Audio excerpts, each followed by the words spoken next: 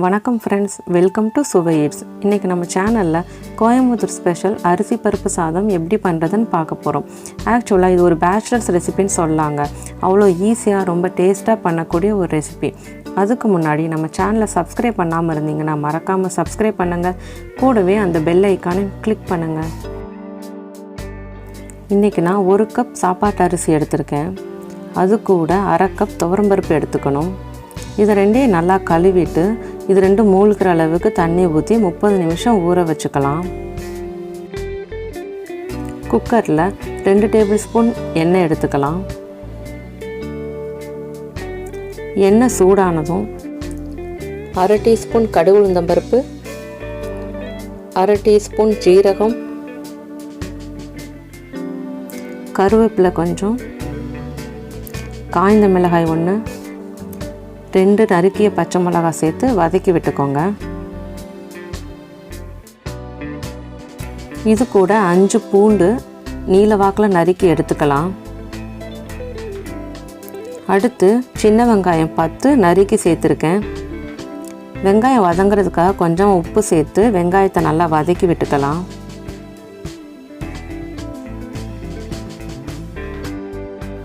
அடுத்து ஒரு medium size தக்காளி நறுக்கி சேர்த்துருக்கேன்.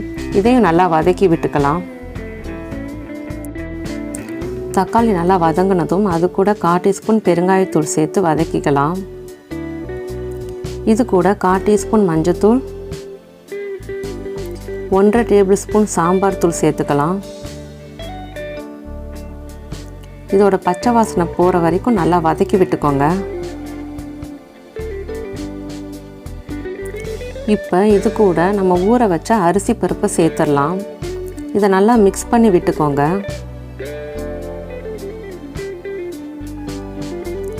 இப்போ நான் 1 கப் அரிசி 1/2 கப் பருப்புக்கு 3 கப் தண்ணி எடுத்துக்கிறேன்.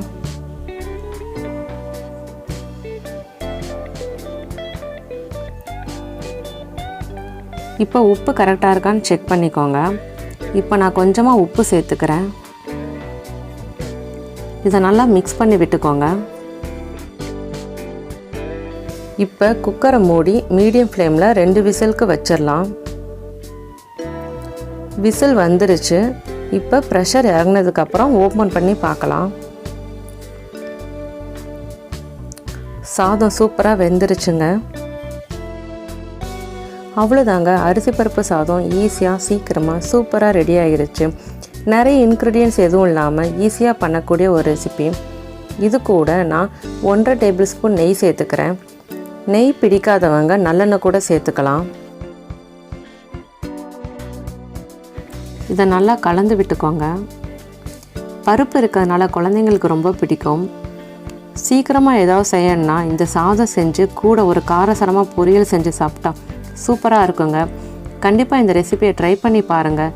இந்த வீடியோ பிடிச்சிருந்தால் லைக் பண்ணுங்கள், ஷேர் பண்ணுங்கள். எங்கள் சேனலை நீங்கள் சப்ஸ்கிரைப் பண்ணாமல் இருந்தீங்கன்னா மறக்காமல் சப்ஸ்கிரைப் பண்ணுங்கள். கூடவே அந்த பெல் ஐக்கானையும் கிளிக் பண்ணுங்கள். நன்றி.